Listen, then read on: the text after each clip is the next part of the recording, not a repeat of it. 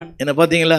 அந்நாட்களில் எல்லாம் எல்லாம் சொல்லுங்க, சாப்பாடு இல்லை, வாழ்க்கை இல்லை, ஆடி இல்லை, மாடி இல்லை, தொழில் இல்லை, ஒண்ணுமே இல்லை, ஆனா செய்து வருவான். சத்தமா சொல்லுங்க, கரங்களை உயர்த்தி. வேலையே இல்லை,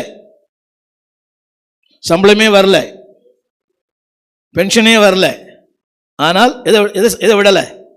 இந்த சொல்லுங்க, இந்த பிரகாரமாய்.